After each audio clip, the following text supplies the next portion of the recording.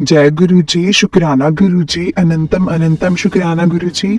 गुरु जी के चरणों में कोटि कोटि प्रणाम और सारी संगत जी को जय गुरु जी। वो चलिए संगत जी सत्संग को शुरू करते हैं। ये सत्संग हमें एक आंटी जी ने लिखकर भेजा है।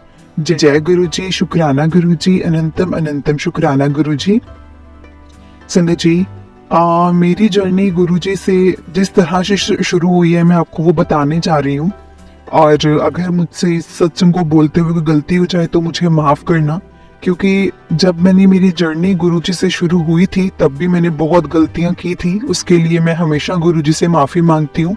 और मुझे बहुत टाइम से ऐसा फील हो रहा था कि मुझे भी अपना सत्संग शेयर करना चाहिए, क्योंकि एक दो बार मुझे गुरुजी के मैसेज भी दिखे कि सत्संग शेयर करो, लेकिन उनको मैंने इतना गौर नहीं किया। लेकिन सच में संगत जी, मेरे मन से ऐसा भाव आ रहा था कि मुझे एक सत्संग शेयर करना चाहिए। तो इसीलिए मैं आज एक सत्संग शेयर करने जा रही हूँ अपना, और मेरी जर्नी कैसे शुरू हुई। मैंने बहुत गलतियां की हैं, इसीलिए मैं पहले ही आप सबसे माफी मांग रही हूँ। जय गुरु जी। संगत जी, मेरी गुरु जी के साथ जो जर्नी थी वो ऐसी थी कि मैं हर वक्त गुरु जी को कोई ना कोई चैलेंज देती रहती थी, क्योंकि जिस फैमिली से मैं बिलोंग करती थी वहां पे संगत जी गुरुओं वगैरह पे यकीन नहीं करते थे। हम लोगों को बस यही लगता था कि ये जो गुरु होते हैं सिर्फ ये एक भ्रम पैदा करते हैं, माइंड वॉश करते हैं, दैट्स इट। इसके अलावा कुछ नहीं है। जो गुरु होते हैं ये जो वो भी ऐसे जो अपना ये बोलते रहना, कुछ ऐसी चीजें बोल देना जिन पे खुद वो अमल नहीं करना, ऐसे हम मानते नहीं थे उनको संगत जी। और इसीलिए मुझे था कि ये वाले जो गुरुजी हैं ये भी क्या ही करेंगे, ये भी ऐसे ही होंगे जब जैसे सारे हैं। मुझे बहुत बहुत माफी चाहिए गुरुजी से और गुरुजी की संगत से। सच में मैं बहुत गलत थी। वो मुझे विद इन टाइम समझ में आया संगत जी, वो मैं आपको बताऊंगी। उसके बाद क्या हुआ कि मैंने गुरुजी को बहुत बार चैलेंज किए। लाइक मैं आपको शुरू से बताती हूँ, मेरी जो सिस्टर इन लॉ है ना, उनके जो ससुराल वाले हैं वो दिल्ली में रहते हैं, और उनके ना वाले गुरुजी को बहुत मानते हैं संगत जी। क्योंकि वहाँ पे जो दिल्ली में रहने वाले, मुझे लगता है बहुत सी संगत है जो गुरुजी की संगत है, क्योंकि गुरुजी को जानते हैं। तो उसके लिए उसके साथ साथ ना उनकी वजह से, क्योंकि मेरे अंकल काफी छोटे हैं मेरी ननद से, तो वो उनके पास जाते रहते थे। छोटे एज इन के इनमें गैप है 9 सालों का, तो लेट हुए थे अंकल। और उनकी दीदी की शादी बहुत पहले हो चुकी थी, और उसके बाद मेरे अंकल जाते थे उनके पास। तो जब उनके पास जाते थे तो वो उनको गुरुजी के पास जरूर लेकर जाते थे। तो गुरुजी के पास जाते थे तो कहीं ना कहीं मेरे अंकल भी संगत जी गुरुजी के साथ अटैच थे। लाइक कुछ भी अगर करना होता था तो वो गुरुजी बोलते ही थे, जय गुरुजी। लेकिन मुझे कभी यकीन नहीं हुआ, और सच बताऊं तो मुझे ये भी नहीं पता था कि कौन से गुरुजी हैं। मैंने कभी नहीं देखा था, बस इनके मुंह से नाम सुना था। कभी मैंने नहीं सर्च किया। मुझे था कि ऐसे ही बोलते होंगे, हम बोल देते हैं जैसे भगवान को। लेकिन जहाँ मेरी परवरिश हुई है ना, हम वहाँ पे शिव को बहुत मानते हैं संगत जी, शिव जी की बहुत पूजा करते थे। लेकिन गुरुओं वगैरह पे यकीन कभी नहीं किया, ना किसी के से प्रवचन सुने हमने। जैसे शिव कथा वगैरह होती थी या वो जो बोलते थे बस हम वही सुनते थे, इसके अलावा हम कुछ नहीं सुनते थे। और संगत जी ऐसे करते करते, वैसे मेरी अगर मैं शादी की बात करूँ तो मेरी शादी बहुत हैप्पीली मैरिड लाइफ नहीं थी मेरी। मेरे और अंकल में काफी डिफरेंसेस थे, बहुत ज्यादा डिफरेंसेस थे हम लोगों में। मैरिज के बाद से ही इतनी बॉन्डिंग नहीं हुई, यानी कि हम में इतनी अंडरस्टैंडिंग नहीं थी। हमें छोटी छोटी बातों को लेकर बहुत झगड़े होते थे। और मेरे वाली तरफ तो इन चीजों को बहुत मानते थे, जैसे कुंडली वगैरह में। लेकिन इनकी तरफ नहीं मानते थे बिल्कुल भी कि कुंडली मिलाना या कुछ नहीं मिलाई गई थी शादी के टाइम पर। तो मुझे ऐसा ही लगता था, मेरी फैमिली वालों को भी यही लगने लगा कि शायद ये हमारी बहुत बड़ी गलती है कि हमने कुंडलियां नहीं मिलवाई, हमें वो मिलवानी चाहिए थी। इसीलिए तुम्हारा शायद ये सब कुछ ठीक रहता। लेकिन मुझे ये लगता था कि कुंडलियां मिलवाने से भी कुछ नहीं होता। होता है तो अपनी किस्मत में जैसा लिखा होता है वैसा ही होता है। शायद मेरा फेस था वो कि मुझे ऐसा सहना पड़ना था, और शायद मैं नहीं, मेरे अंकल भी शायद मेरी वजह से सह रहे हूँ। अगर वो खुश नहीं है तो ऑब्वियसली उनको भी, जैसे मुझे एक साथ रहने में प्रॉब्लम होती थी या मैं फ्रस्ट्रेट हो जाती थी, तो वो भी होते ही होंगे। इसमें मैं सिर्फ अपने लिए नहीं बोल सकती, मैं सिंपैथी नहीं ले सकती। लेकिन संगत जी, मेरे अंकल को कैंसर था, और कैंसर अभी ऐसा नहीं था, स्टार्टिंग थी, तो हम लोग बस बहुत टेंस्ड रहते थे उस चक्कर में भी कि है अभी कैंसर है। और इसी चक्कर में संगत जी, जब मेरी शादी हुई थी उसके मुझे 4 साल बाद पता चल गया था कि इनको कैंसर है। और उतने में सिर्फ मेरी एक बेटी हुई थी, और हमने फिर दूसरा बेबी भी प्लान नहीं किया, सिर्फ मेरे पास एक बेटी थी। और क्योंकि प्लान करना जो संगत जी, क्योंकि मुझे एक मन में डर तो देखो आ ही जाता है, क्योंकि कैंसर जैसी बीमारी बिल्कुल कोई छोटी बीमारी तो है नहीं। मेरे को बहुत डर रहने लग गया था कि मैं क्या करूं, कैसे करूं, मैं क्या करूंगी अकेली, अगर मेरे पास दो दो बच्चे होंगे तो। बस मुझे एक बेटी हुई थी। और मेरी एक्चुअल में गुरुजी के साथ जर्नी शुरू हुई 2019 में।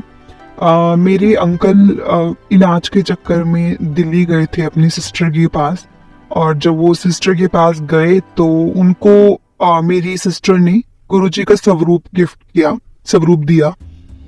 और जब वो घर आ गए तो मैंने उनको बोला कि मतलब मैंने जब अनपैक किया बैग तो मैंने उनमें स्वरूप देखा। तो मैंने उनसे पूछा कि ये किनका स्वरूप है, तो उन्होंने कहा ये गुरुजी का स्वरूप है।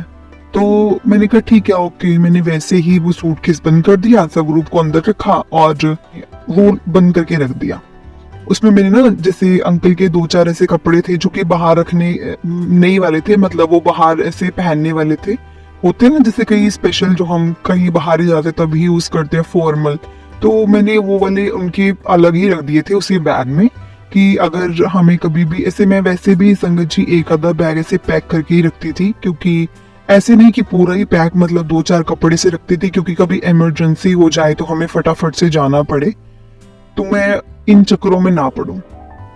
मैंने उसी में ही गुरुजी का स्वरूप रखा और मैंने वापस से वो रख दिया बैग, सूटकेस। उसके बाद ना 3 या 4 दिन बीते होंगे कि मेरे अंकल ने पूछा कि वो स्वरूप कहाँ है जो गुरुजी का मेरे पास था, मैं लाया था। बोला कि गुरुजी का स्वरूप तो मैंने सूटकेस में ही रखा है, मैंने नहीं निकाला है बाहर। तो उन्होंने मुझे डांटा और मुझ पर गुस्सा किया कि तुमने गुरुजी को बंद करके रखा हुआ है, तुम्हारा दिमाग खराब है। मुझे लगा था कि तुम बाहर रख दोगी, उनको किसी अच्छे उनका आसन बनाओगी कुछ। तो मैंने उनको बोला कि मुझे क्या पता कि गुरुजी के साथ क्या करना होता है, मुझे लगा कि ठीक है नॉर्मल फोटो है, और फोटो को रख दिया मैंने वैसे। क्योंकि संगत जी मुझे कुछ नहीं पता था, क्योंकि ऐसा भी होना कि हमने कभी भी ऐसे गुरुओं को माना हो तो वो भी चीज नहीं थी, तो मुझे पता कैसे होगा कुछ भी। मैंने बोला कि ठीक है तुम थोड़ा टेक इट इजी, मैं निकाल देती हूँ। और उन्होंने बोला कि तुम ठीक है अच्छे से उनको रखो, निकालो बैग से, तुमने उनको बंद करके रखा हुआ है, तुम्हें दिमाग नहीं है। बस वो ऐसे बोलते गए, काफी देर तक बोलते गए। तो मुझे ना पहले तो गुस्सा आने लग गया कि क्या मतलब, ऐसे कौन से गुरु हैं ये जो इतना मेरे पे चिल्ला रहे हैं। फिर मुझे गुस्सा दीदी पे भी आया कि बिना मतलब उनको पता है जब हमारे घर में सब होता नहीं तो उन्होंने क्यों पकड़ा दी ये फोटो। बस क्योंकि संगत जी मुझे पता ही नहीं था कि वो गुरुजी को स्वरूप बोलते हैं, फोटो नहीं बोलते, कुछ भी नहीं पता था। मैं सच में माफी चाहूंगी इस चीज के लिए। लेकिन संगत जी जब मुझे नॉलेज ही नहीं थी तो मैं कुछ भी बोलती, मेरे लिए तो वो सही था। लेकिन आज तो मुझे ये लगता है कि मेरे गुरुजी नहीं होते तो शायद कुछ सही हो ही नहीं सकता था। उसके बाद संगत जी जैसे ही मैंने गुरुजी का स्वरूप निकाला और मैंने थोड़ा सा जैसे स्वरूप को साफ किया, साफ कपड़े से, और मैंने लगा दिया। लेकिन अभी भी संगत जी जब मैंने वो स्वरूप लगाया ना, तो मेरे मंदिर की जगह और स्वरूप की जगह थोड़ा सा डिफरेंस रखा कि मेरे मंदिर में कोई गुरु नहीं आ सकता। मैंने ऐसे सोचा और मैंने थोड़ा सा गैप रखा जो एक मैंने मेरे पास वैसे तो कोई आसन नहीं था, तो मैंने एक टेबल लिया, मैंने बहुत अच्छा सा उस पर एक आसन बिछाया और उस पर मैंने गुरुजी को विराजमान किया। मैंने अपनी तरफ से तो बेस्ट किया, लेकिन मुझे नहीं पता था कि कैसे करते हैं, मेरे लिए तो ऐसा कुछ था नहीं क्योंकि मुझे कुछ नहीं पता था। लेकिन ना एक स्वरूप मुझे ना ऐसा लगता था कि कई बार मुझे ऐसा लगता भी था कि इनमें बहुत पावर होगी, है ना। पता नहीं क्यों ऐसा फील होता था जब मैं इनको देखती थी, लेकिन मैं फिर भी मैंने कभी भी संगत जी उनके सामने दीपक नहीं जलाया, कभी मैंने पूजा नहीं की। मैं अपने मंदिर में पूजा करती थी, लेकिन थोड़ी सी उनकी जगह, जैसे मानो कि मंदिर है, हल्का सा 1-2 गिट का गैप रखकर मैंने उनका स्वरूप रखा था। मतलब मेरे लिए गुरुजी का स्थान अलग था और मेरे मंदिर का स्थान अलग था। मैंने कभी भी मिक्स नहीं किया, और ना ही मैंने कभी, बस मेरे लिए एक ऐसे थे कि एक किसी गुरु, कोई गुरु है उनकी फोटो लगी, दैट्स इट, इसके अलावा और कुछ नहीं। मैं बहुत बहुत बहुत ज्यादा शर्मिंदा हूँ, मुझे सच में गुरुजी माफ करना। वैसे मैं हर वक्त इसी चीज के लिए माफी मांगती हूँ, लेकिन मैं हर वक्त यही बोलती हूँ, गुरुजी मुझे माफ करो, प्लीज मुझे माफ करना। और मुझे पता है कि गुरुजी ने माफ कर भी दिया होगा, क्योंकि ये मेरे से सब अनजाने में हुआ था। अगर मुझे पता होता तो मैं कुछ नहीं करती। उसके बाद ना ऐसे ही मेरे और अंकल में एक बार फिर से बहुत गंदी लड़ाई हुई, हमारी बहुत ज्यादा से कन्वर्सेशन बहुत गंदे वाली हुई, जिससे ना संगत जी, मेरी बेटी तो सिर्फ अभी 5 साल की थी और 2019 में वो 5 इयर्स की थी। तो तब मेरी बेटी ने एक दिन आके मुझसे कहा कि मुझे ऐसा लगता है कि आप दोनों की जो कंडीशन है ना, बस आप बहुत थोड़े टाइम में सेपरेट हो जाओगे और मुझे फंसा दोगे कि मैं किसके पास रहूं। लेकिन आप ऐसा मत करना, क्योंकि मैं किसी आप दोनों के अलावा ऐसा नहीं सोच सकती कि मैं मम्मा के पास रहूं या पापा के पास। समझ जी, वो बहुत छोटी थी, 5 साल का बच्चा कितना होता है। लेकिन सोचो कि हम दोनों का रिलेशन इतना वर्स्ट हो चुका था कि हमने अपनी बेटी पे ध्यान ही नहीं दिया। हमने हर वक्त हम जब भी हमारी कोई बात होनी, हमारी बहस हो जानी खाना खाते वक्त। मतलब जैसे अगर हम साथ बैठे हैं और कोई बात हो रही है, दैट मीन्स हमारी कुछ ना कुछ छोटी सी बात लेके बहस होगी ही होगी। और बस मैं ऐसे ही परेशान। और संगत जी, मेरी बेटी ने जब ये चीज बोली तो मैं और अंकल, हम दोनों बहुत ज्यादा ऐसे सैड हो गए। और हमने सोचा कि हम कर क्या रहे हैं, एक्चुअल में हम कर क्या रहे हैं। हम दोनों के अलावा और एक बेटी के अलावा हमारे पास है कौन? क्योंकि या तो दीदी हैं, बस वो दिल्ली बैठे हैं, और उसके अलावा हमारे पास है कौन? कोई भी नहीं। और हम ऐसे लड़ते हैं। जबकि फिर मैंने मन में सोचा कि मेरे अंकल की तो तबीयत भी खराब रहती है, तबीयत भी नहीं सही रहती। तो कहाँ से, मतलब मुझे क्या पता कितना टाइम हम साथ में, हम क्यों लड़ते हैं। उस दिन संगत जी मैं बहुत डीप थॉट में चली गई और मैंने बहुत सोचा, और उसके बाद मैंने यही डिसाइड किया कि मैं अपनी तरफ से 100% दूंगी कि अब मैं नहीं लड़ूं, बिल्कुल भी नहीं लड़ूं। तो पहले ना संगत जी हमेशा ऐसा होता था कि हमें इतनी ज्यादा लड़ाइयां रहती थी ना, कि अगर मैंने कुछ बोल देना ना अपने अंकल को कि आप ले आना, तो फॉर श्योर वो नहीं आता था। क्योंकि उनको ऐसा होता था कि अगर इसने बोला तो मैंने नहीं करना। शायद हो सकता है वो भूल जाते हो, लेकिन मेरे साथ अक्सर ऐसा हुआ है।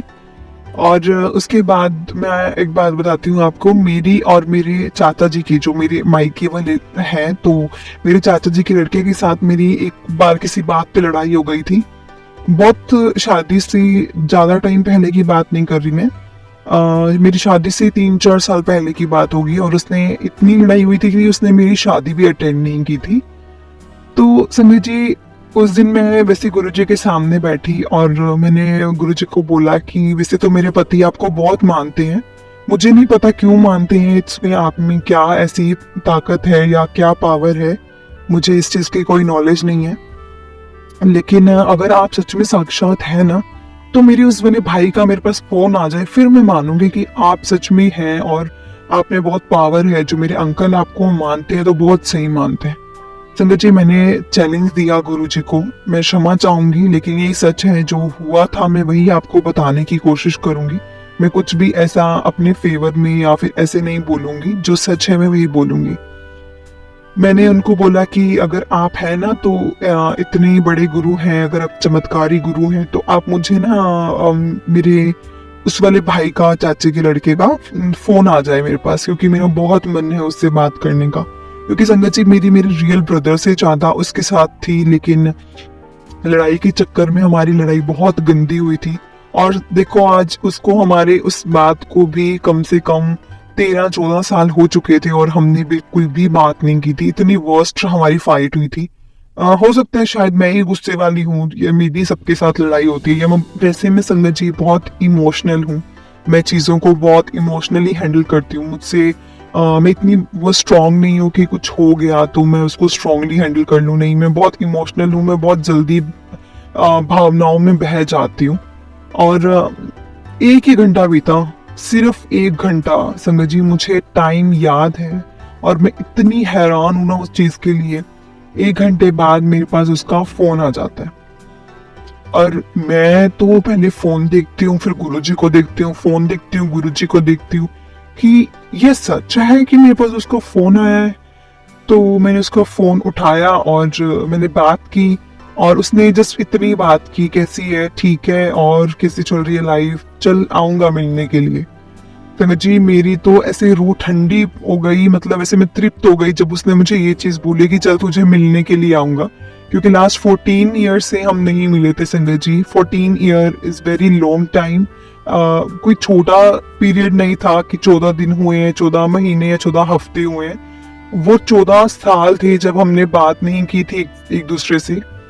लेकिन उसका मेरे पास कॉल आ गया और मैंने तब भी गुरुजी को ऐसे ही बोला कि हो सकता है मेरे को कोइंसिडेंस हो, मैं इतनी जल्दी नहीं यकीन कर सकती किसी भी चीज को लेकर।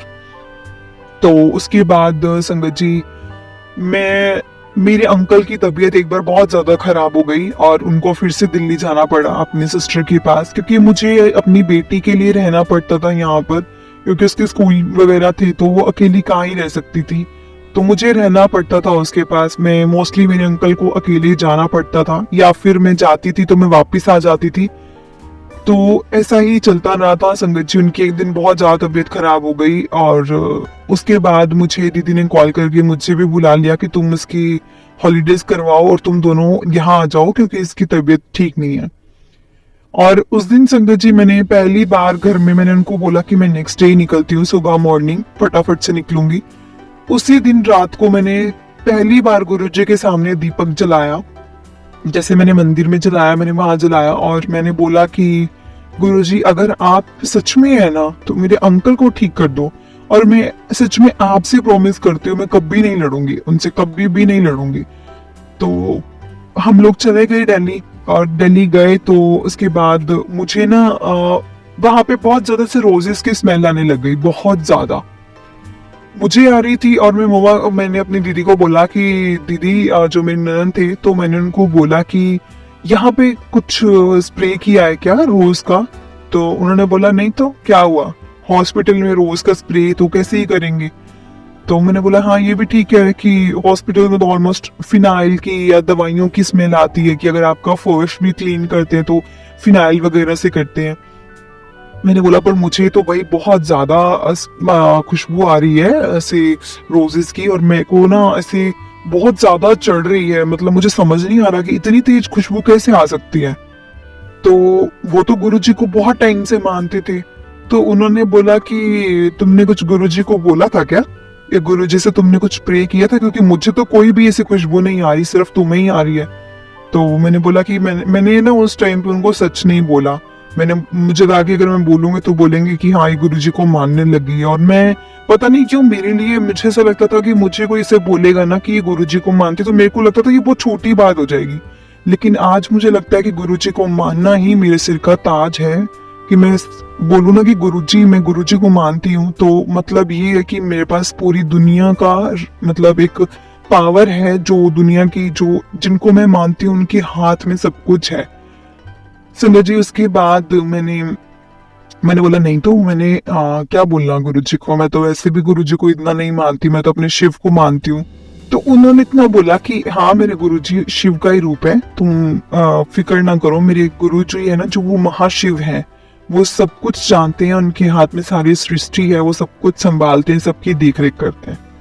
तो मैं ऐसे थी संगत जी की अच्छा गुरुजी जो है वो क्या सच में मतलब महाशिव है। तो अब शिव का नाम आ गया तो संगत जी मैं वैसे भी ऐसे हो गई पोलाइट सी की, क्योंकि मैं तो शिव जी को मानती थी, बहुत ज्यादा मानती थी। लेकिन ना अभी क्या हुआ था कि जो डॉक्टर्स थे उन्होंने बोला कि इनकी कंडीशन अब बहुत ठीक है और आप इनको नेक्स्ट डे इवनिंग तक लेके जा सकते हैं, तो इनको हम छोड़ दे देंगे, तो आप लोग ले जाना। अब एक रात निकालनी थी वहां पर, और रात पूरी एक पड़ी थी, हमने नेक्स्ट डे निकलना था उनको लेकर। तो नेक्स्ट डे भी दीदी ने बोला कि तुम लोग इधर ही स्टे करना, तुम रात को नहीं जाना क्योंकि कुछ नहीं पता चलता तबीयत का। तो उससे भी नेक्स्ट डे निकलना, लाइक हम आज का दिन था तो परसों का हमें बोला। और हॉस्पिटल में मैंने रहने का डिसीजन लिया कि हॉस्पिटल में मैं रहती हूँ, आप बेटी को लेकर चलो घर पे, तो आप वहां जाओ और मैं उसके बाद देखती हूँ, मैं आ जाऊंगी बाद में। हम सुबह आ जाएंगे, आप ब्रेकफास्ट लेके आ जाना, उसके बाद में घर पे जाकर फ्रेशन अप हो जाऊंगी। हम में ये डील हो गई, लेकिन दीदी के हस्बैंड और दीदी उसको छोड़ा है अपने बच्चों के पास। वो तीनों बिजी थे क्योंकि उनकी सास भी थे, तो बच्चे बहुत ठीक थे उनके साथ, और वो मेरे पास आके बैठ गए। और जो उनके हस्बैंड थे, अंकल थे, वो मेरे अंकल के पास जाकर बैठ गए।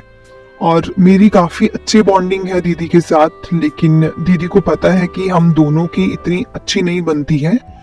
तो वो मुझसे ऐसे पूछने लगे, और उन्होंने मुझसे कहा कि जो मैंने स्वरूप दिया था वो तुमने स्वरूप लगा लिया? तो मैंने बोला हाँ जी मैंने लगा लिया। और उन्होंने बोला कैसे लगाया तुमने, कोई डायरेक्शन वगैरह की ऐसे ही लगा दिया? मैंने कहा जहाँ मंदिर है ना उसी वाली डायरेक्शन में। तो उन्होंने बोला कि हाँ चलो ठीक है, सही है वो। तो मैंने बोला इनकी कोई डायरेक्शन वगैरह भी देखते हैं। तो उन्होंने बोला कि उन्होंने मुझे सिर्फ इतनी बात बोली कि तुम अपनी जगह शिव जी को स्थापित करोगे तो तुम डायरेक्शन नहीं देखोगे, तो ये महाशिव हैं। तो वो ना मुझे बेटा करके बोलते थे क्योंकि हम में बहुत गैप था। मतलब मेरे अंकल में 9-10 साल का गैप था, तो मैं भी अंकल से भी 3 साल छोटी थी, तो हम में 12-13 साल का गैप था। वो समटाइम मुझे बेटा बेटा करके भी बोलते थे। मतलब हम दोनों की बॉन्डिंग ऐसी थी कि बेटा, और एक जैसे दीदी ने बोल देना जैसे बहुत छोटे बच्चे को, तो मैंने दीदी दीदी करते रहना, उन्होंने मुझे बच्चों की तरह ही समझाना, कुछ कहना। तो मैंने उनको बोला कि दीदी मुझे बहुत गुस्सा आया आप पर, कि आपको पता है ना कि मैं नहीं मानती गुरुजी को, तो आपको ये भी पता है कि मुझे नहीं पता कि करना क्या होता है, अब फिर भी आपने स्वरूप दे दिया। तो उन्होंने बोला देखो ये मेरे हाथ में नहीं है, इतने साल हो गए तुम्हारी शादी को और मैंने आज तक तो स्वरूप दिया नहीं। तुम्हारे घर में अगर स्वरूप गया है ना राजा, तो तुम्हारी किसी चक्कर मतलब कुछ ना कुछ होगा, गुरुजी ने मुझे भाव दिया है इसीलिए मैंने भेजा है, अदरवाइज मुझे पता है कि तुम नहीं मानते तो मैंने नहीं भेजा। और मुझे ये बात सही लगी, सही भी से लगी कि अब मैं क्या बोल सकती हूँ कि उनको कैसा भाव आया। और ठीक है, फिर मैंने बोला कि दीदी मुझे एक टाइम पे तो गुस्सा आया था, लेकिन उसके बाद मैंने गुरुजी का स्वरूप लगा दिया। समी जी मैं क्षमा चाहूंगी, मैंने डर के मारे ऐसा कुछ नहीं बोला कि मैंने गुरुजी का स्वरूप साइड में लगाया था या कुछ ऐसा। और मुझे ऐसा अब फील होता, अपने आप पे इतना गुस्सा आता कि मैं ऐसी इतनी रूड कैसे थी उस टाइम पे, क्योंकि एक रूडनेस भी मैं दिखाती थी, लेकिन मैं ऐसे थी नहीं ना, क्योंकि हम किसी गुरु को नहीं मानते थे, हम नहीं मानते थे बिल्कुल भी इन सब चीजों में। और शायद अगर गुरुजी ने उस दिन वो कॉल नहीं आया होता तो मैं तो आज तक नहीं मानती, क्योंकि जब गुरुजी का कॉल आया ना और उनका फोन आया मैंने तो गुरुजी को ये भी बोला कि हो सकता है कॉन्सिडेंस है या फिर आपका चमत्कार है, ये 50-50 हो सकता है। तब भी मैंने जो चैलेंज देकर उन्होंने चैलेंज एक्सेप्ट किया, पूरा किया, उसके बाद भी मैंने डाउट दे दिया कि नहीं हो सकता है कि 50-50 चांसेस उसका आना ही हो और ये तो कोइंसिडेंस हो गया हो। अंदर से मुझे पता था कि कोइंसिडेंस कैसे हो सकता है, 14 साल बाद अगर कोई बंदा फोन कर रहा है और उसी दिन जिस दिन मैंने एक भगवान को बोला कि होना चाहिए ऐसा, अगर आप करके दिखाओ अगर ऐसा है, जो इम्पॉसिबल काम था उसको पॉसिबल किया, तो कौन कर सकता है। इसके बाद उन्होंने मुझे बोला कि तुम ना ऐसा करो, गुरुजी का बहुत अच्छा सा एक आसन मैं तुम्हें देती हूँ, तुम वो लेकर जाओ, और एक ना तुम बस इतना काम करो, तुम गद्दी मत लगाओ, लेकिन तुम जो जिन पे गुरुजी को बिठा रखा है ना, उन पर जिन पे विराजमान किया हुआ उसके नीचे बहुत अच्छा सा एक आसन बिछा दो। मैंने बोला ठीक है। तो वो मेरे को दिल्ली में चले गए हम लोग एक शॉप पर, तो उन्होंने मुझे वहां से दिलवा दिया और बहुत ही प्यारा 3-4 मुझे दे दिए और मैंने बड़ी खुशी से ले लिए, क्योंकि उस टाइम पे फिर उन्होंने मुझे बहुत चीजें बताई गुरुजी के बारे में, बहुत ज्यादा चीजें बताई, लेकिन बहुत रात हो चुकी थी, इतनी हमारी बातें नहीं हो पाई। और उस टाइम पे हम नेक्स्ट डे गए थे शॉपिंग के लिए, तो उसके बाद हम नेक्स्ट डे मुझे पहले तो ब्रेकफास्ट किया और हम गए और हम लेके आए थे आसन वगैरह। तो उसके बाद ना जिस दिन हम रात को वहां पे उनके घर में रुके, जिस दिन हम रात को रुके, तो उस दिन सब लोग जैसे गुरुजी को मानते थे एक्सेप्ट मी, कि मैं इतना नहीं मानती थी, लेकिन मैं मानती थी, अंदर ही अंदर मुझे यकीन होने लगा था, लेकिन मैं शो नहीं कर रही थी, क्योंकि मुझे ऐसा लग रहा था एकदम से अगर मैं बोलूंगी तो ये मेरी ऐसे होगी कि हाँ हाँ देख एकदम से इसकी ईगो टूट गई है, कैसे मानने लग गई है। नो संगत जी, आप समझ सकते होंगे आपकी एक जो लड़कियों में ये चीज होती है वैसे भी। तो मैंने उनको ये चीज शो नहीं की कि हाँ मैं मानती हूँ, लेकिन मुझे बहुत अच्छा लग रहा था जब वो गुरुजी के बारे में बातें कर रहे थे। तो बातों बातों में ना उनके मुंह से निकला कि गुरुजी जब प्रेजेंट होते हैं ना वहां पर, तो आपको रोज की खुशबू आती है। तो उन्होंने जब ये बात बोली तो मैंने बोला रोज की स्मेल? तो मैंने बोला कि आज तो मुझे भी बहुत स्ट्रॉन्ग स्मेल आ रही थी। तो दीदी ने बोला कि इसलिए तो बेटा मैं तुझसे पूछ रही थी कि तूने गुरुजी से कुछ प्रे किया है, गुरुजी से तूने कुछ मांगा है या फिर, क्योंकि मुझे तो नहीं आ रही थी और वहां खड़े किसी को भी नहीं आ रही थी, सिर्फ तुझे ही आ रही थी। इसीलिए मैंने तुझसे पूछा कि तूने कुछ मांगा है, गुरुजी से कुछ कहा है कि इसको ठीक कर दो या कुछ, क्योंकि गुरुजी के बहुत ऐसे सत्संग हैं जो गुरुजी खुद आकर एक बीमारी का इलाज करते हैं। तो मैंने उस टाइम पे भी संगत जी एक्सेप्ट नहीं किया कि हाँ मैंने गुरुजी को कुछ बोला था, लेकिन मैंने ऐसे बोला कि हाँ मैं जब मंदिर गई थी तो मैंने मंदिर में शिव जी को बोला था, और आप तो बोल ही रहे हो कि गुरुजी शिव जी का रूप है, तो शायद उन्होंने सुन ली हो। तो उन्होंने बोला कि हाँ ऐसा ही है, और गुरुजी ने इसीलिए तेरे को वहां पे प्रेजेंस फील कराई अपनी, गुरुजी वहां थे इसीलिए वो इतनी जल्दी ठीक हुआ।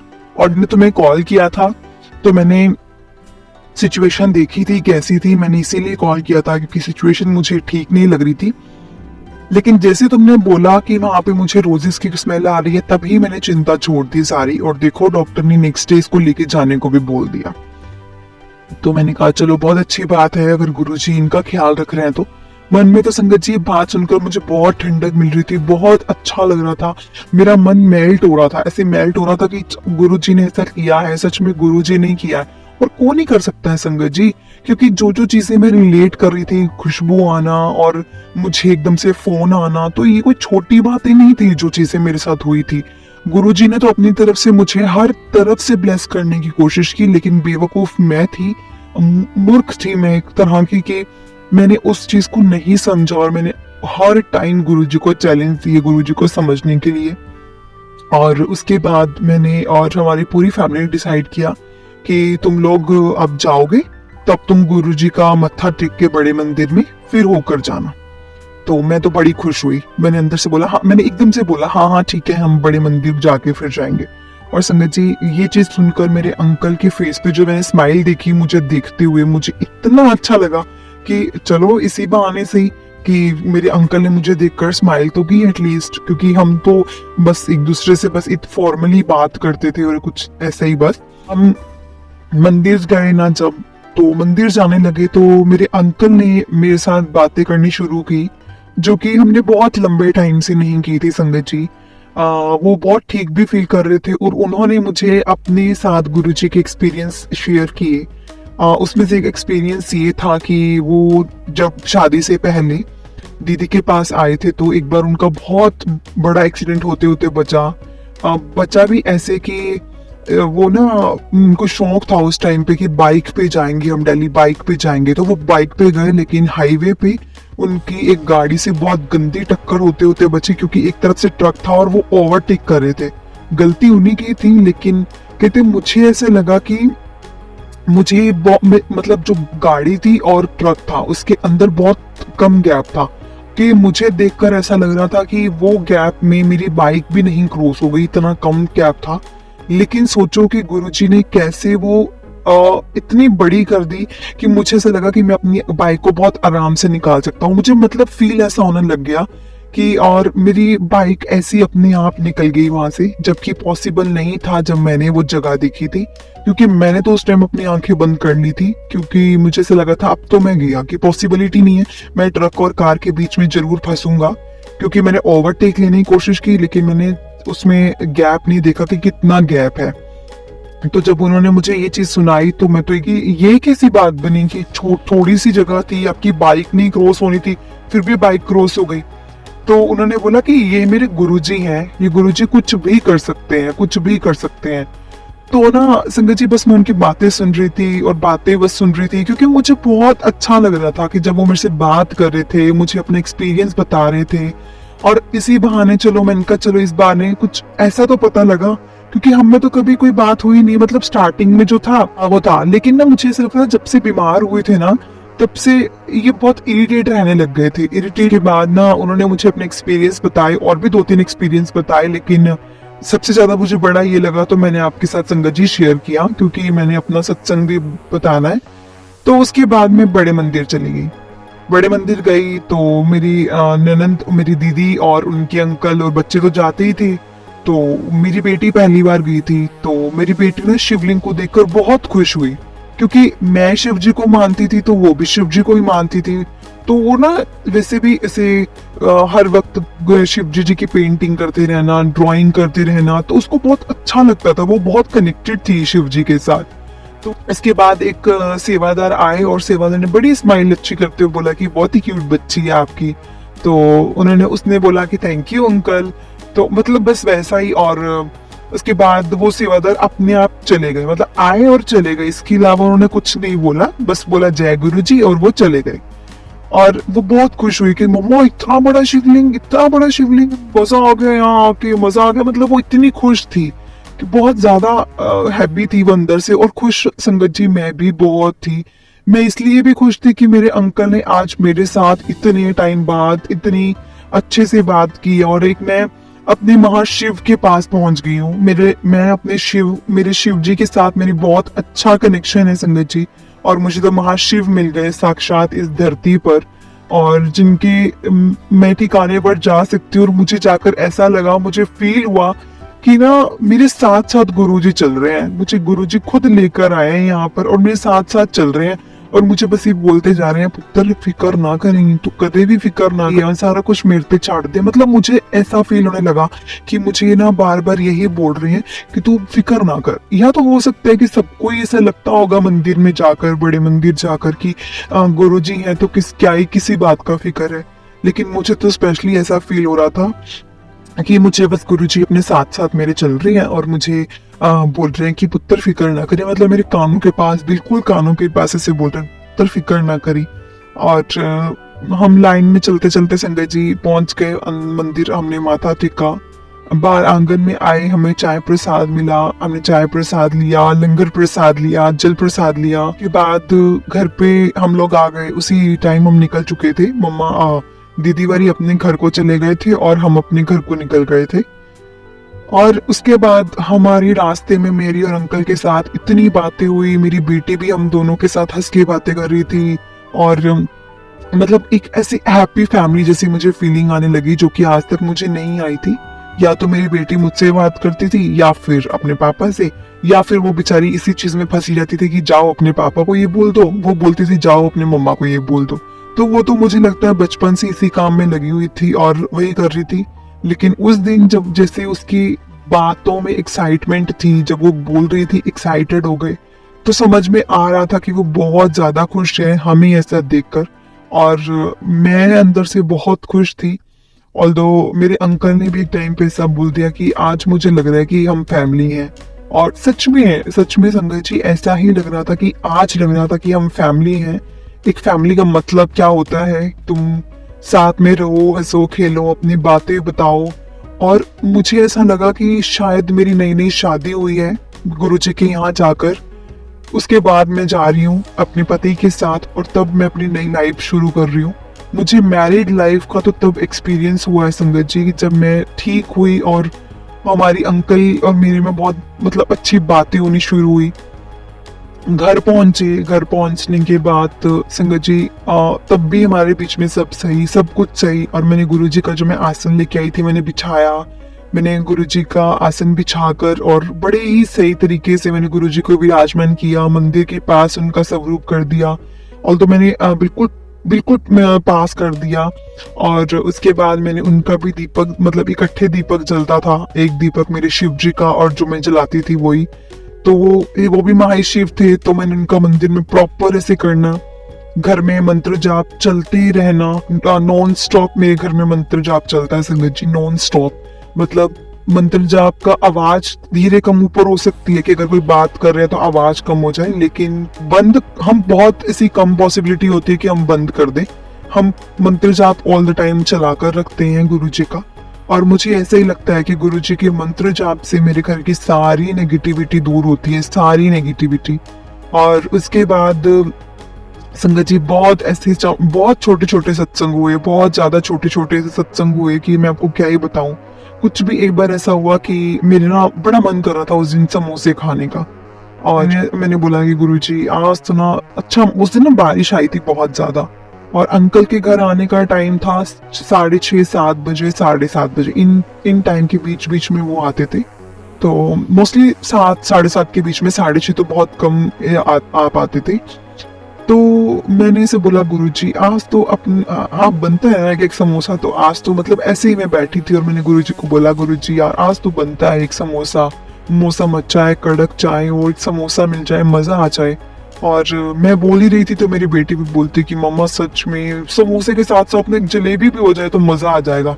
मैंने ट्राई किया अंकल का फोन, कि अंकल का फोन मिल जाए और मैं उनको बोल सकूं कि आप आते वक्त ये ले आना, लेकिन अभी उनका फोन नहीं मिला और मैं दूसरी पल भूल गई और मैंने अपना खाने वाने का जो दाल वगैरह थी मैंने चढ़ा दी और उसको बढ़िया तड़का लगाकर रख दिया। क्योंकि उसके बाद मुझे था कि चलो जब अंकल आएंगे तो मैं फ्री रहूं मेरे अंकल के लिए। मैंने दाल वगैरह बनाई, उसके बाद मैंने शाम की जोत जलाई, उसके बाद मैं फ्री हुई। इतने में ही टाइम था वही 7:15 का। अंकल आते हैं और अंकल बोलते हैं भाई फटाफट से ना चाय बना लो एक अच्छी सी। मैंने बोला क्या हुआ? कहते बारिश का मौसम है, बहुत ठंडा मौसम है, चाय पीने का बड़ा मन कर रहा है और ये देखो मैं समोसे और जलेबी लेके आया हूँ। संगत जी मैं और मेरी बेटी हम एक दूसरे को देख रहे थे और हम इतना तेज हंसे, इतना तेज हंसे कि कैसे गुरुजी मतलब हमारी मन की बात किसी तक भी पहुंचा सकते हैं और कैसे भी पूरी कर सकते हैं। तो उन्होंने मुझसे पूछा कि क्या हुआ तुम लोग अचानक से क्या हुआ? मैं मतलब समोसे लाया हूं, कोई लाफिंग कोई ऐसी चीज थोड़ा ना लाया हूं जो तुम इतना हंस रहे हो। तो हमने बोला कि नहीं, हमने गुरुजी से अब भी थोड़ी देर पहले बात की थी, गुरुजी आज तो देखो समोसा या आज समोसा होना जाना चाहिए। और इतने में ये बोली नहीं मम्मा समोसे के साथ जलेबी भी होनी चाहिए तो मजा ही आ जाएगा। तो हमने गुरुजी को भोग लगाया उसका, क्योंकि मैंने बोलता गुरुजी यार हमें खाना चाहिए आज तो बनता है। तो हमने गुरुजी को भोग लगाया, गुरुजी के भोग वाला हमने प्रसाद खाया और चाय बनाई कड़क सी, और हमने टीवी भी देखा, आराम से एक मूवी देखी उस टाइम पे। बड़ा मजा आया, मतलब उस दिन तो ऐसा लग रहा था कि जैसे गुरुजी ने मेरा पूरा दिन बना दिया। क्योंकि संगत जी मैं वर्किंग थी मैरिज से पहले, लेकिन मैरिज के बाद मैंने काम नहीं किया और मुझे बहुत ज्यादा खलती थी वो चीज कि मैं सुबह से शाम तक बस जब तक बेटी स्कूल से वापस नहीं आती तब तक मैं ऐसी अकेली मुंह लटका कर बैठी रहती हूँ। लेकिन अब मैं गुरुजी के साथ बातें करती हूँ, हर वक्त मंत्र जाप को उच्चारण करती हूँ। बस मैं अगर कभी भी सैड होंगी तो मैं मन ही मन में गुरुजी से बातें करना शुरू कर दूंगी। और बस अब मैं गुरुजी से ये अरदास करती थी गुरुजी कि मेरी अब मेरे अंकल के साथ एक नई लाइफ शुरू हुई है, मैं एक नई जर्नी मैंने शुरू की है जो कि मैंने शादी के बाद वो चीज कभी भी फील नहीं की थी। तो बस आप मेरे पे इतनी कृपा करो कि मेरे अंकल का कैंसर ठीक हो जाए और वो बिल्कुल ठीक हो जाए। और उसके बाद अंकल जी ने एक दिन आए घर पे और उन्होंने बोला कि गुरुजी के सत्संग पे जाएगी। तो मैंने बोला गुरुजी के सत्संग पे? तो उन्होंने बोला कि हाँ तो गुरुजी का सत्संग है, मेरे एक फ्रेंड ने स्टेटस लगाया हुआ है गुरुजी के सत्संग का इनविटेशन, तो तूने अगर चलना है तो बता, हम चलते हैं, मैं बोल दूंगा उसको, और जो मेरा काफी क्लोज फ्रेंड है। तो मैंने बोला हाँ ठीक है चलते हैं, क्योंकि मैं तो कभी गुरुजी के सत्संग पे गई नहीं थी, बस मैंने थोड़े बहुत सत्संग सुनती थी, वो यूट्यूब पर ही सुनती थी। उसके बाद तो मैंने कभी गुरुजी का सत्संग अटेंड नहीं किया। और मैं उसके बाद गई और लोग सत्संग पे गए। सत्संग पे गए तो संगत जी वहां पे मुझे ना जब मैं बड़े मंदिर गई थी तो मुझे ये नहीं पता था कि गुरुजी का स्वरूप भी वहां से मिलता है, ना ही ये कोई बात हुई थी हमें। लेकिन मेरे पास गुरुजी का स्वरूप था तो मुझे लगा था कि कोई जरूरत भी नहीं है दूसरे स्वरूप की। लेकिन मुझे ये नहीं पता था कि जितने स्वरूप आपको दिए जाते हैं वो गुरुजी की ब्लेसिंग्स ही होती है। मैं सत्संग गई हूँ संगत जी, सत्संग हमने अटेंड किया है और मैंने वहां पे भी मुझे जल प्रसाद, चाय प्रसाद और लंगर प्रसाद मिला।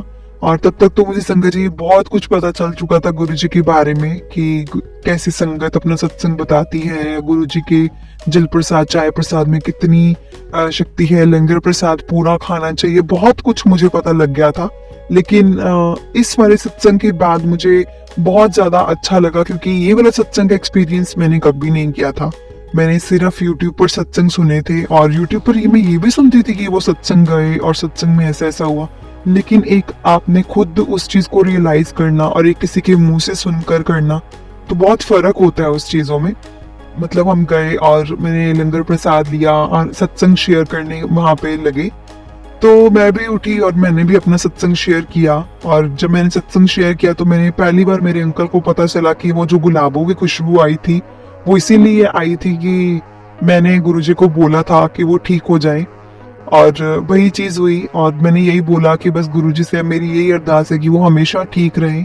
मेरी मैरिड लाइफ बहुत अच्छी हो गई है, और बस मेरी मन में यही चीज चल रही थी, गुरुजी अब मेरी मैरिड लाइफ को ऐसे ही रखना, बस अब वर्स नहीं होनी चाहिए, ये हेल्दी होनी चाहिए और हेल्दी होनी चाहिए विद इन टाइम। मेरी बेटी इससे बहुत खुश रहती है।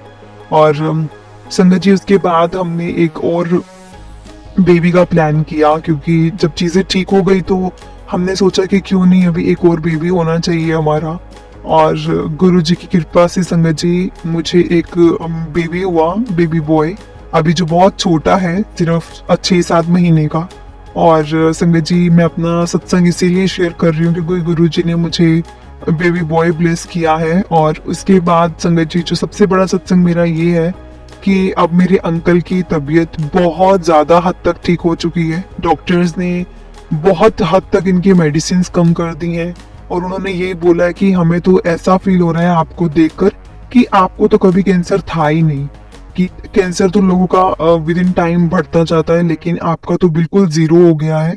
और बहुत अच्छा है, जैसे जैसे आपकी तबीयत खराब होती थी उस हिसाब से तो कुछ भी नहीं है वैसा, बहुत अच्छा हो रहा है। और ये सच में मिरेकल हो रहा है, ये जो मैंने देखा है, जितना एक्सपीरियंस किया है उस अकॉर्डिंग तो मैं यही बोलूंगा कि ये मिरेकल है और कुछ नहीं।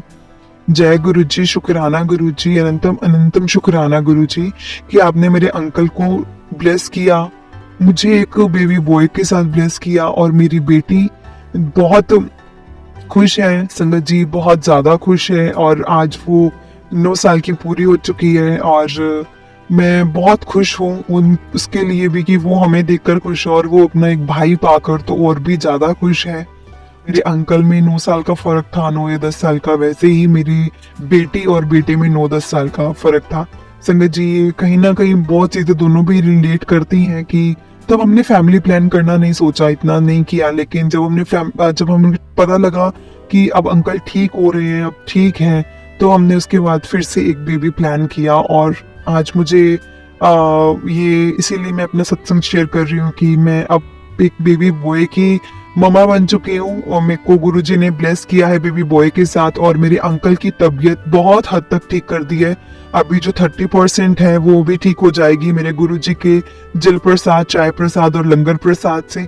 बस गुरुजी ऐसे ही हमें अपने साथ जोड़े रखे, अपने सत्संग पे हमें बुलाए रखें, और मुझे भी अपना आशीर्वाद दे कि मैं ऐसे ही अपना सत्संग शेयर करूं, क्योंकि मुझे भाव आया था कि मुझे सत्संग शेयर करना चाहिए, तो मैं अपना सत्संग शेयर कर रही हूँ। और बस मैं अपने सत्संग को संगत जी यही विश्राम देती हूँ, और बस गुरुजी से यही प्रार्थना करूंगी कि ऐसे ही सब पर अपनी कृपा बनाए रखें। मेरे गुरुजी बहुत महान हैं, बहुत दयालु हैं, वो हर चीज समझते हैं और अपने होने का भी एहसास हमें दिलाते हैं, और अपनी संगत को बहुत प्यार करते हैं, तो उनको डावाडोल नहीं होने देना चाहते। इसीलिए वो कभी भी ऐसा, जब भी उनको भी प्रूफ देना पड़े ना, वो भी देने को आ जाते हैं। संगत जी, ऐसे हैं हमारे गुरु जी, वरना कौन ऐसा होता है। ये मेरे महाशिव हैं, और इनके अंडर सारी सृष्टि है। हम तो बस कीड़े मकोड़े हैं इनके सामने, लेकिन फिर भी हमारी इतनी सुन जाती है संगत जी। जय गुरु जी, शुक्राना गुरु जी, अनंतम अनंतम शुक्राना गुरु जी। ऐसे ही हम सब पर अपनी कृपा बनाए रखना, और ऐसे ही सबका कल्याण करना। जय गुरु जी, जय गुरु जी, शुक्राना गुरु जी, अनंतम अनंतम शुक्राना गुरु जी।